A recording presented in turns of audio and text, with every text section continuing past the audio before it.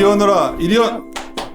이하나 연구원이 사실 합류해가지고 자료 다 썼다가 내가 드랍 시켜가지고 그날 되게 당했지만 정말 자료 나가려고 했는데 폭락을 하고 있어가지고 시장이 그날이 LG화학 초점이었어. 네. 사실은. 네. 근데 이제 그래도 이제 사과나무 시리즈를 내가 뭘 할 거냐 했더니 LG화학을 하겠다 그래서 자료는 30일날 나왔는데 오늘 방송하는 거예요. 며칠 지나서. 이유는 뭐냐면 제가 좀 대형주 쪽들이 좀 약간 그냥 반등이 나와버렸기 때문에 좀 쉬어갔다 가지 않을까. 네. 근데 배터리 업체들도 요새 중국 얘기도 나오고 그래서 좀 그랬는데 하여튼 케미칼 담당하고 있는 쪽에서는 그래도 배터리가 지금 당장은 제일 볼만한 거죠. 네. 지금은 특히. 배터리를 봐야 하는 상황이에요. 그래서 뭐 전반적으로 다음에 이제 자료에서 뎁스 자료 준비하고 계시니까 여러 가지 다룰 건데 일단 오늘은 LG화학 얘기만 합시다. 그래서 이번에 사과나무 시리즈 3호로 원래 LG화학이 나왔고 근데 녹음은 오늘 하게 됐어요. 근데 주가가 최근에 반등이 좀 밀렸는데 저는 최근에 굉장히 좀 소외돼 있고 이렇게 좀 생소한 기업들을 많이 찾아서 다니고 있는데 그래도 우리나라 길게 봤을 때 또 하나의 어떤 수종 사업 중에 하나인 배터리 그 대표 주자가 LG화학이니까 오늘 이하나 연구원이 일단 이거보다 훨씬 뎁스한 자료를 준비되어 있기 때문에 네. 이번에 짧게 나간 건데 일단 요거 갖고서 좀 얘기 좀 합시다. LG화학 시작하시죠. 네. LG화학을 제가 좋게 보는 거는 아무래도 전기차 배터리 쪽에서는 가장 고객사도 많이 다변화가 되어 있는 상태고 외형도 지금 많이 준비가 되어 있는 상태예요. 그리고 사실 전기차 센티가 지금 뭐 코로나 전후에 좀 꺾이지 않을까, 내연기관차부터 올라오지 않을까요라고 하시는 생각을 좀 하실 수도 있는데 유가가 너무 싸졌으니까. 예, 그런데 사실 생각해 보면 별개로 갈 것 같아요. 저는. 왜냐하면 사실 환경세 같은 거 부담하는 게 결국에 소비자들이 다 부담을 하는 거거든요. 그래서 결국에 소비자 입장에서 내연기관차든 전기차든 싸게 운영할 수 있는 거를 많이 살 수밖에 없는 상황이에요. 그렇기 때문에 뭐 지금 유가가 아무리 싸졌다고 하더라도 실제 이제 비용으로 비교를 해보면은 전기차를 사서 운영을 하는 것이 훨씬 저렴한 상황입니다. 그렇기 때문에 이 센티가 요게 올라간다고 요게 내려가고 이렇지 않고 그대로 유지가 변함없이 유지될 것이다. 한마디로 달라질 것이 없다. 이렇게 큰 그림은 그렇다. 네. 그렇게 보게 되면 우리나라에서는 지금 국내에서는 LG화학이 제일 잘하고 있어요. 그리고 실제로 기술력 측면에서도 LG화학이 제일 좋은 상황입니다. 그러니까 저희가 NCM을 SK이노베이션도 하고 뭐 LG화학도 하고 뭐 한다고는 얘기를 하지만 같은 NCM의 뭐 62811 그 배터리가 나온다고 하더라도 에너지 밀도 측면에서 비교를 해보면 LG화학이 훨씬 높아요. 이 에너지 밀도가 높은 게 기술력이 높다고 할 수 있는데 그렇기 때문에 지금 현재 테슬라도 중국 공장에서 쓸 때 굳이 NCM을 쓴다면 LG화학을 쓰겠다라고 하고 있는 거고요. 물론 뭐 CATL도 같이 하고는 있지만 그렇기 때문에 중국 쪽 수혜도 보고 유럽 쪽도 같이 올라오면서 LG화학이 전기차 배터리로서는 좀 수혜를 많이 볼 것이다라고 보고 뭐 있습니다. 유럽이고 중국이고 과연 그게 가동이 제대로 언제나 되겠나 하는 생각을 하게 되면 네. 이 주식을 다 그렇게 말하기 시작하면 정말 그렇죠. 답답해지는 거지. 어때 보여? 막 그렇게 오래 가면 상당히 LG화학도 힘든 거 아니야? 오래 가면 힘든데 이게 뭐 정말 말 그대로 유럽 공장 셧다운을 뭐 올해 말까지 한다. 이렇게 되면 LG화학만 망하는 거 아니고 전부 다 같이 망할 거라고 전 보고 있고요. 그러니까 예, 그거는 근데 전체적으로 그렇게- 한번 전제를 예. 그렇게 감안하시. 우리는 네. 그래도 한 요번 2분기 지나고 3분기 들어가면 좀 나아지지 않을까. 네, 그렇게 그렇게 보고 있고요. 그 시나리오가 어그러지면 그래서 이게 참 어려워요. 지금 배터리나 이런 것들이. 네, 얘기합시다. 예. 그런데 사실 지금 2월까지 해서 그 중국 쪽에서는 오히려 지금 보조금 계속 보조금을 계속 이제 더 늘리고 있는 상황이에요. 그래서 원래 보조금 지급하다가 이제 지급 안 하겠다 이렇게 됐었는데 그거를 더 연장을 한 상황이기 때문에 LG화학 측면에서는 지금 현재 좋은 상황에 계속 지속이 되고 있는 거는 사실이고요. 그래서 어쨌든 그래도 2020년에 전기차 배터리 쪽인 LG화학을 봐주셔야 하는 포커스는 오히려 뭐 배터리 쪽 외형 성장이 되고 이익이 올라올 거다 이런 측면을 봐주기보다는 코스트를 잡아야 된다. 이 기회에 코스트를 잡아서 킬로와트당 $100, 아니, 100달러 이하면 더 좋지만 지금 현재 $160에서 $150 이렇게 왔다 갔다 하고 있어요, 원가가. 그리고 그거를 좀 아래로 내릴 수 있는 그 코스트만 잡을 수 있어도 굉장히 큰 성과를 코스트를 잡으려면 가져오다가 어떻게 해야 되는데? 코스트를 잡으려면 소재업체 인수밖에 없어요. 그리고 실제로 대부분 그렇게 진행을 하고 있는 상황이고요. 소재업체 인수라고 해도 지금 현재 배터리 셀의 대부분의 원가를 차지하고 있는 부분이 양극재고 그 양극재 중에서도 니켈하고 코발트하고 리튬 중에서 니켈이 가장 좀 많이 함량이 높아지고 있다 보니까 여기에 연동이 많이 되고 있어요. 그리고 코발트 같은 경우에는 사실 가격 자체가 원래 비싸요. 그렇기 때문에 아무리 비중을 줄인다고 해도 지금 이게 제대로 공급이 되어지지 않았을 때는 애초에 비싼 거기 때문에 어느 정도 M&A를 통해서 안정적인 공급을 가져오는 것이 중요하다고 보고 있고요. 그런 게 진행되는 게 있어요? 지금 소재업체 인수. 네. 그동안 계속적으로 진행을 해왔었고요. 뭐 리튬 같은 경우에는 우리나라 포스코가 좀 하고 있어요. 그래서 수산화 리튬 같은 경우에는 포스코에서 포스코 케미칼하고 LG화학이 굉장히 코어를 많이 하고 있는데 근데 이게 단순히 뭐 양극재나 음극재를 받아오기 위함은 아니고요. 리튬까지 해가지고 소재 연결이 좀 되고 있기 때문에 계속적으로 연결을 하고 있는 거고요. 니켈 업체들 같은 경우에는 지금 뭐 계속 보고 있어요. 무슨 이번에 그 IPO 되는 업체들 있잖아요. 글로벌리 굉장히 작은 업체인데 IPO 되는 업체들의 실제로 거기에 지분 인수를 하면서 IPO 덕도 좀 보고 이런 식으로 수혜를 보면서 소재 업체 계속적으로 인수하는데 눈길을 돌리고 있는 그런 상황이고요. 인수 같은 것들도 뭐 누군가 만나고 해외 가서 만나고 미팅이 돼야 돼. 그런 게 다 지금 어그로 좀 진행이 쉽지 않은 거 아니야? 지금 좀 지연됐는데 2019년까지는 좀 했습니다. 근데 올해는 조금 힘들기는 한데 그래도 지금 배터리 업체들이 LG화학뿐만이 아니고요. 지금 어쨌든 뭐 그 IPO 같은 거 뭐 업체 미팅 같은 것도 필요하기는 하지만 어느 정도는 계속 그런 IPO 업체들 위주로 해가지고 컨택을 하고 있는 상황이라고 합니다. 네, 그리고 제가 사실 LG화학을 좋게 보는 이유 중에 하나는 저희가 전기차 배터리를 굉장히 많이 주목을 하긴 하는데 첨단 소재 사업 부분에서 성장성이 분명히 두드러지게 될 것이다라고 보고 있어요. LG화학 내 사업부에 첨단 소재 사업부가 따로 있지. 네, 있습니다. 그쪽이 나 숫자 잘 안 나오는 거로 아는데. 아니요, 오히려 그러니까 로우 싱글에서 미들 싱글 정도는 그래? 그래도 꾸준히 나와줬던 업데이트가 오래돼가지고. 네, 그러니까 항상 주목을 안 했어요. 왜냐하면 그러니까, 굉장히 뭐 매출도 작고 뭐 이익이 나와봤자 이렇게 생각을 했었던 거였는데 사실 잘 보면 양극재 부분을 첨단 소재 사업부에서 갖고 있어요. 그렇기 때문에 미들 싱글 이상 당연히 나올 수밖에 없는 상황이고요. 그리고 이 첨단 소재 사업부에서 이게 제가 홈페이지에 들어가서 그 소재를 다 늘어놓고 보니까 EP 사업, EP 소재라고 해서 엔지니어링 플라스틱 부분 굉장히 많이 들고 있어요. 그래서 LG화학의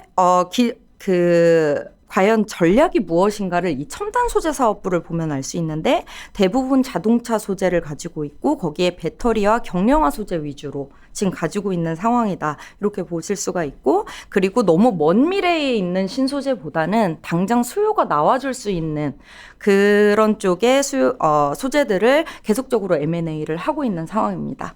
그래서 제가 주목하고 있는 거는 LG화학에서는 엔지니어링 플라스틱 같은 경우에는 저희가 이제 석유화학 사업부에서 이제 PVC라든지 ABS라는 자동차 소재 일반 범용 소재를 갖고 있었어요. 근데 이제 이게 기본적인 플라스틱 베이스인데 여기에서 이제 엔지니어링 플라스틱이라고 해봤자 베이스는 플라스틱이거든요. 여기에서 조금 더 내열성이 좋게 만드는 것이 이제는 PC 쪽이라든지 PA6, PA66 이런 소재들이 있는데 지금까지 첨단 소재 사업부에서 한 미들 싱글에서 로우 싱글 계속 왔다 갔다 하면서 생각보다는 이익이 안 나와줬던 이유가 이 PC에 대한 소재가 많기 때문이에요. 이 PC 소재가 대부분 LCD 소재로 들어가거든요. 근데 LCD가 굉장히 많이 꺾였잖아요. LCD 이제 삼성도 안 하고 뭐. 네. 그래서 지금 현재 LG화학은 이쪽을 매각을 하고 있어요. 매각을 하면서 PA6하고 PA66 쪽 올리면서 자동차 전장 부품 있잖아요. 전장 부품하고 엔진룸 쪽에 들어가는 거. 왜냐면 LG가 자동차 그쪽으로 이노텍부터 다 같이 가려고 하는 거네. 네, LG전자 이쪽으로 굉장히 많이 들이고 있죠. 야, 이런 것들이 아름답게 팔린 건 팔리고 살 걸 사고 해서 사업부가 좀 굉장히 더 스마트해지면 좋은데, 야, 이게 좀 아름다운 그림이지 이게 참 만만치 않을 것 같은데. 한번 이렇게 들어봅시다. 예.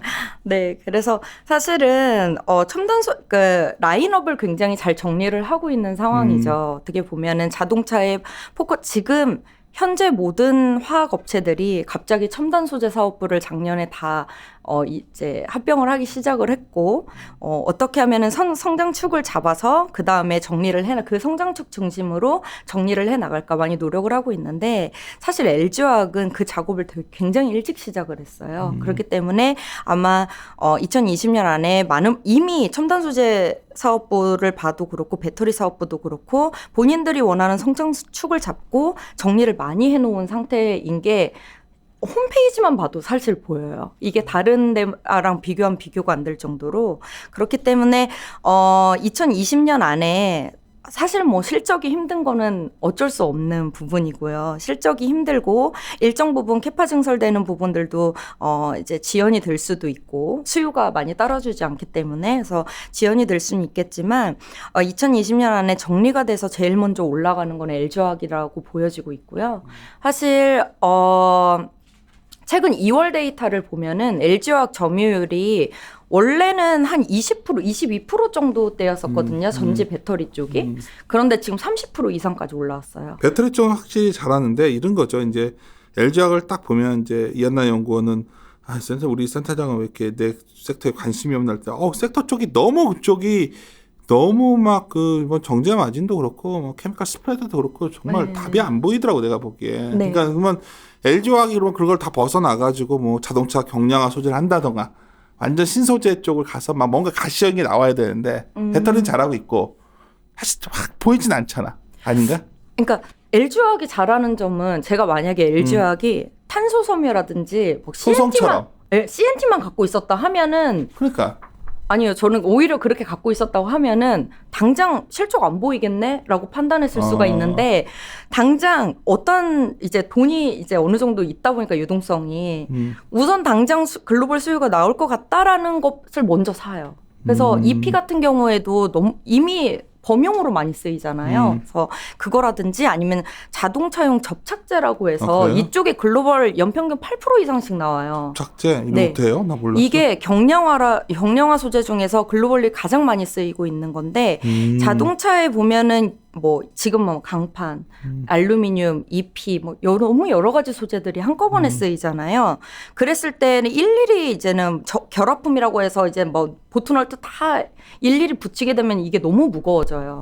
그러면은 자동차 소비자 입장에서 세금이 붙을 때 중량세라고 하는 것도 붙거든요. 플러스 돼서 나오는데 이게 이제 접착제로 하게 되면 중량이 확 줄어드는 거죠. 왜냐하면 그 무거운 나사들이 다 빠지게 되니까. 되게 불안하다. 접착제로 자동차를 아니, 붙여보겠다. 이게 굉장히 고도의 기술이고요. 그러니까 뭐 지금은 좀 어느 정도 많이 쓰이고는 있지만 이쪽 시장을 대부분 일본하고 미국하고 유럽 시장이 대부분 잡고 있고 오히려 일본하고 이제 국내 업체들, 중국 업체들이 막 뒤따라 붙는 이런 추세예요. 그래서 이쪽도 지금 2018년 하반기, 그러니까 본격적으로 2019년부터 유니실이라는 업체 인수해가지고 실제 미들 싱글 이상 나오고 있어요. 근데 너무 작은 상태여서 눈에 안 띄는 건데 지금 올해에도 계속적으로 지켜보고 있는 소재들이 이 자동차용 접착제 소재더라고요. 이제 엔지니어링 플라스틱에서 PA6, PA66 쪽 계속 알아보고 있거든요. 그래서 저는 2021년이 되면 확실히 실적으로 보여주는 첫 번째 화학 기업이 아닐까라고 보고 있습니다. LG화학이 돈이 좀 있나 보네요. 근데 회사채를 좀 미리 많이 빌려놨죠. 미리 많이 저번에 찍었다. 예, 맞습니다. 한 2조 정도는 유동성. 그때 잘 찍은 거네, LG화학. 네. 지금 생각해 보면. 그리고 유럽 쪽에서도 이제 제로 금리로 빌려놓은 것을 이미 받았어요. 그래서 2,500억 정도 받았기 때문에 유동성 자체의 문제는 크게 없습니다. 그럼 비즈니스 얘기는 어느 정도 한 것 같고, 근데 이제 우리가 정작 궁금한 사과나무 시리즈라는 게 이제 물론 다가올 변화 어떤 이런 건 다 인정하는데. 뭐 어떤 밸류에이션이라던가 이 주가의 어떤 하반 경직 정도 이런 게 내가 이 자료를 기획했을 때 좀 생각해 한번 그 얘기 좀 해봅시다. 하반 경직 앞에 얘기는 좀 더 하고 싶은 거 있어요. 네. 아니요, 이 정도면. 다음에 또 남겨놔야 우리 예. 다음에 좀 깊게 들어가기로 돼 있으니까. 네. 그래서 뭐 굉장히 잘하고 있는데 그럼 실적은 어떨 것이냐 이런 이게 부분에서. 고민이지. 근데 사실 그렇게 따지면은 상반기 때 전지, 석유화 다 적자거든요. 그런데 하반기 때 바로 미들 싱글 이상으로 다 뛰기는 뛸 거예요. 지금 시장에 수요가 받쳐준다는 전제하에. 네, 시장에 보이는 이거야. 모든 시나리오가 지금 네. 나한테 물어보는 것도 이번 코로나 이슈의 어떤 파괴적 어떤 쉽게 말해서 경제 지표를 친다면 GDP 마이너스 국면이 2분기에 끝나고 골드만삭스 말대로 3분기부터 돌아서는 거냐? 아니 여름까지도 계속 안 좋아지는 거냐? 어차피 이 물건인데 모든 시나리오가 지금 2분기에 끝나고 3분기에 돌아선다 그러던 지금. 네네네. 그러니까 내가 그게 제일 나는 지금 고민스러운 주제예요. 사실 내가 고민하는 거는 이게 만약에 그래서 하여튼 그러고 있는데 그럼 뭐 하여튼 우리는 기본 시나리오대로 봤을 때를 갖고 해야지. 뭐 한번 해봅시다. 예. 네, 이제 기본 제가 아까 처음 말씀드렸듯이 기본 센티는 안 변할 거라고 보고 있고요. 근데 생각보다 LG화학이 실적 안 좋을 거다 하면서 주가가 꺾이거나 그랬던 거는 2018년 4분기에 2019년 상반기로 끝났어요, 사실. 거의 대부분 제가 보기에는 M&A를 한다든지 아니면은 LCD 쪽 매각 이슈가 나온다든지 이런 이슈로 이미 많이 움직이고 있기 때문에 저는 지금 현재로서는 오히려 지금 이렇게 한번 빠졌을 때 담아가기에 딱 좋은 그런 기업으로 많이 모든 보고 기업이 있을 이번에 거라고 빠졌을 때 보시면. 담길 만한 건 돼요. 근데 내가 이제 이런 거지. 시크릿칼 쪽에 있는 기업들이 걱정되는 거는 내가 이번에 이제 유지훈 연구원도 똑같은 걸 내가 질문했던 거고 네. 어쩌면 이한나 연구원이나 유지훈 연구원은 왜 최영산이나 뭐 저런 종목들을 막 좋아하시면서 조그만 종목만 센터장이 좋아하는 게 아니라 나는 원래 대형주 좋아해요. 근데 지금 대형주들은 사실 굉장히 이거에 더 민감하게 영향을 받을 확률이 높거든 내가 봤을 때는. 네, 전체 글로벌 그렇죠. 경기에 연동되니까. 네. 그러니까 어떤 조그만 기업들 내가 좋아하는 게 아니라 그것들은 그냥 조그만 그 파이를 먹을 수 있는 기업들은 타격이 크지 않을 것 같아서 그냥 그것들 보는 건데 LG화학이야말로 어떤 가는 자야 이게. 지금 내가 봤을 때 LG화학이 만약 여기서 돌리는데 성공을 하면 상당히 의미 있는데 내가 반신반의하는 거야. 사실 솔직히 말하면 이게 이거 어떡하지? 뭐 되게 좋은 회사인데 근데 사실 이 가격에 사놓고서 있는 전략은 나쁘진 않은 것 같아. 근데 저도 딱 그렇게 생각해요. 지금 사야 되는 포인트는 어차피 LG화학 실적 안 봐준 지 좀 오래됐다. 뭐 EV 쪽 흑자 돌아서는 거 그렇게 기대 안 하거든요.